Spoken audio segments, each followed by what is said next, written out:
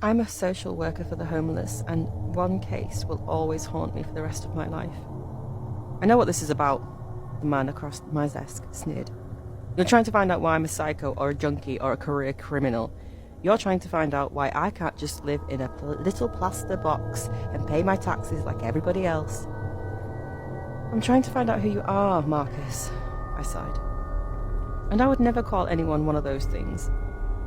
A person is more than just the problems they face. Problems? You don't know shit about my problems. I may not be like those sad fuckers out there. He gestured to the other homeless waiting in the hallway of the centre. But I've got big fucking problems. That's why I'm here, Marcus. Why don't you talk to me about what's troubling you? Because I want to sleep under the stars tonight, not get dragged off to a padded cell in a straitjacket. I leaned forward and pushed my glasses up, stroking my chin, like I just couldn't find the right thing to say. It was a disarming gesture that I found helped people to open up to me. As a social worker specialising in homelessness, I needed every helpful strategy that I could get. Most of the people I worked with viewed me, at best, as a waste of their time, and at worst, a threat. The more I understand, the more I'll be able to help. That's all I want, Marcus, is to help you. Will you let me do that?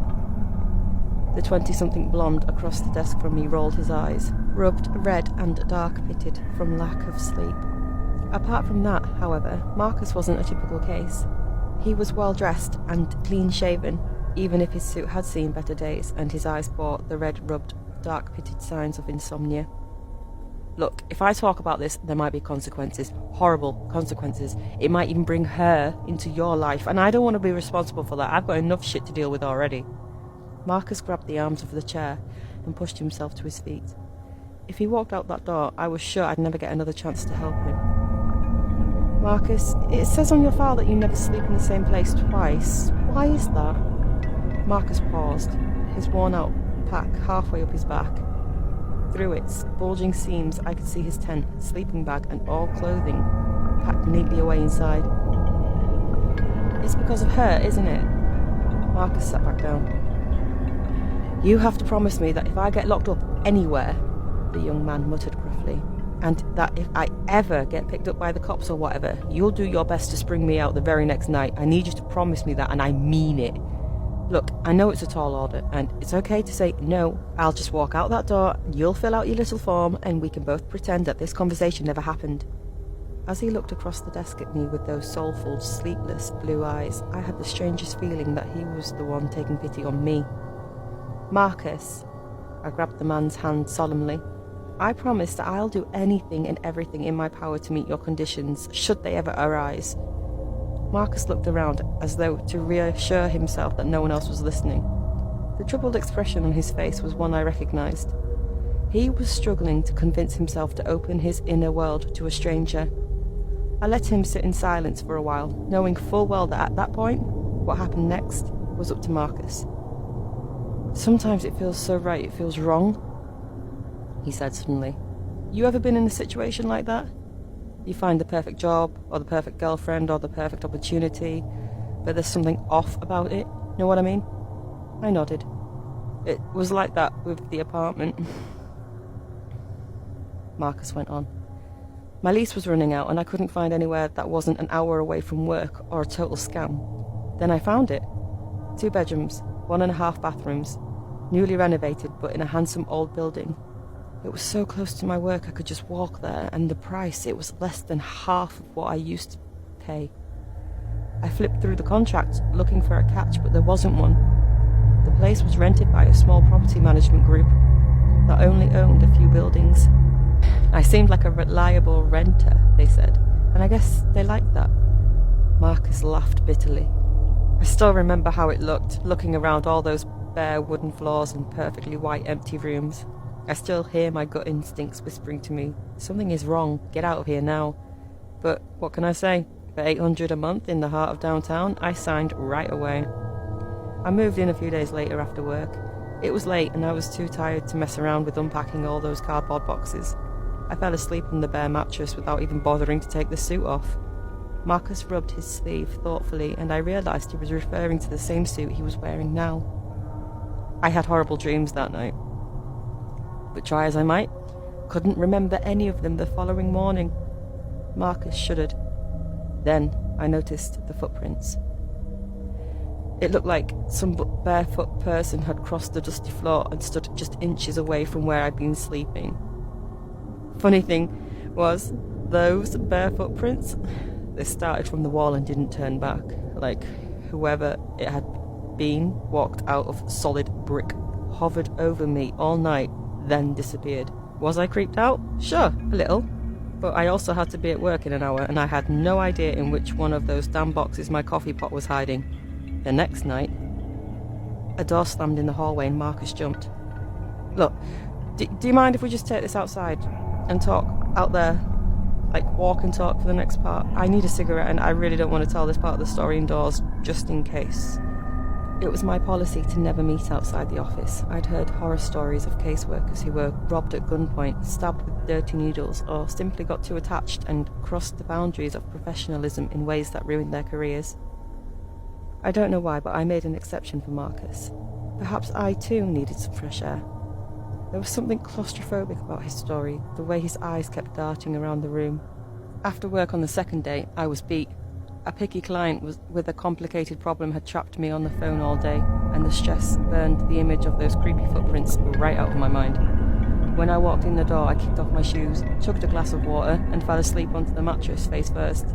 I only meant to take a little nap, then keep unpacking, but when I woke up it was already dark and someone was chewing on my toes. I stopped walking. I know what you're thinking, Marcus sneered. It does sound crazy. My brain didn't want to accept it either. I didn't want to believe that a naked old woman with white hair hanging down past her waist was gnawing on my foot with a mouthful of twisted teeth. I yelled loud enough to wake up the entire city block and kicked her right in the face, or at least I tried to, but my heel went through her like she wasn't even there. No matter how I kicked and squirmed and fought, it didn't matter. She just kept biting.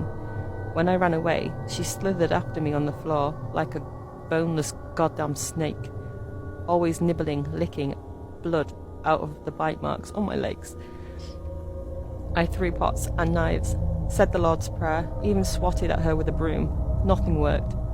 In the end, I ran out of the apartment, barefoot and bleeding, with 2 of my toes missing.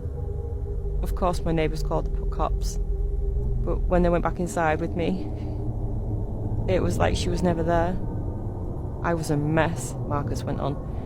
I think I actually cried on the cop's shoulder. The hospital wanted to keep me for observation for a few days, and I said yes to everything. I mean, I sure as hell didn't want to go back to that place, and I was in no condition to work. Every time I looked at my feet, the reality hit me like a punch in the chest. A ghostly old woman really had walked out of the wall of my apartment, and she really had chewed off my 2 right toes. The cuts were as neat as though I'd been born without them, and there wasn't any blood in the apartment either. It was like she'd lapped it all up. So, no one else could see the old woman who attacked you? I summarised. It's not like I don't have proof. I could show you the missing toes if you want. Marcus knelt to take off his shoe. Hey, no, there's no need for that. I moved to stop him, and as I did, I felt a ragged gap in the flesh of his arm beneath his suit. During the few seconds that my fingers pushed against it, I couldn't help but notice that the gap was the same shape and size as a human mouth. Marcus stood looking up at the sinking sun with a sigh. I thought I'd be safe in the hospital. Like, who wouldn't? There are armed guards and nurses everywhere and an emergency call button. But even with all of that, I still expected to see her come crawling around the corner, a hungry smile on her rotting face. I hardly slept at all that first night. Maybe that's why I dozed off so quickly on the second. Marcus took a deep, shuddering breath. All I remember is the pain and her face. I'd left my arm hanging over the railing of the bed that second night, and she just chomped down on it. Her tongue jabbed at my veins, thirsty for more blood. Her eyes rolled back in her head. Her tangled hair and decrepit face shook from the joy of it. Then the nurses came running in and she was gone. The chunk missing from my arm was the only proof that she'd ever been there. The doctors couldn't explain it, but after hearing my crazy story, they just didn't want to let me go either, and in the end I had to break out of that place. I made a mental note to check the doctor database at the hospital for any record of Marcus's story. You want to know why I live on the street, right? Marcus' shout brought me back to reality. That's why. Because every time I stay any place longer than a night, she shows up. I don't know who she is, or why she chose to torture me. All I know is, if I ever spend 2 nights in some place, I'm done for. And that's why I need you to help me. Make sure that no matter what, I never sleep in the same bed twice, otherwise she... Marcus sniffed. I was surprised to see tears pouring down his face. She won't even leave the bones, man. She'll drain me till there's nothing left. I can't remember what I said to that, or how I concluded my interview with Marcus. I just gave him my card and I wished him all the best while I tried to pretend my mind wasn't buzzing with the unsettling images of his bizarre story. When I finally calmed down, I realised I hadn't scheduled a second appointment with Marcus or even established a way to contact him again. I'd have to rely on him to get in touch with me, which, considering his homelessness, wasn't likely. The guilt ate at me while I typed up our conversation and archived the file. Marcus never came back to the centre after our talk, and I knew better than to go looking for him. I'm ashamed to admit that after a few years I'd completely forgotten about him, until I got the phone call. It wasn't the harrowing young man in a business suit who'd reached out to me, however, it was the police officer from a few states away. He was getting in touch with me, and he said because of something sort of strange that had happened in the county jail. Marcus Reginald Brownwell, male, Caucasian, 31, had been detained a few days earlier for vagrancy. Since then, he'd been no end of trouble, screaming about needing to change cells, and when Marcus didn't get his way, he got violent. The warden had transferred him to solitary confinement for 3 days. The officer who called couldn't say exactly what had happened to Marcus during that time. The damn cameras all went dead for some reason, he said. He could, however, tell me that what was left of Marcus afterwards was an empty jumpsuit and a sickening, greasy stain on the floor. It's the strangest damn thing. I could hear the officer scratching his head on the other side of the line. We figured he'd escaped somehow, and since he kept calling for you over and over and asking for you, and saying you'd get him out of there no matter what, well, we figured you might know something. Doctor. The sneer in his voice told me that all I needed to know about his view of my profession, but I hardly noticed. My thoughts were fixed on the last words he said, calling for me over and over, asking for me, saying I'd get him out no matter what. Of course, Marcus had my old number, and when I switched jobs to work for NGO, I'd updated my contact information with all of my contacts that I could find, but I hadn't been able to find Marcus. And if I'm being honest with myself, I knew the real reason why. I had been too disturbed by Marcus's story to do my job properly. I didn't take down his information when I should have, and as a result, I had the first dream last night, the sheer horror of it, and the fact I couldn't remember any part of it afterward made me think of Marcus. Then, beside my bed, I saw the footprints. I'd been remodelling the kitchen, and with all the powdered plaster everywhere, it was easy to see that whoever had been standing beside my bed all night had walked out of the kitchen wall. A packed rucksack is leaning against my desk. I hope I've got everything I need. I've learned a lot about life on the streets over these past 4 years, but some things always surprise you.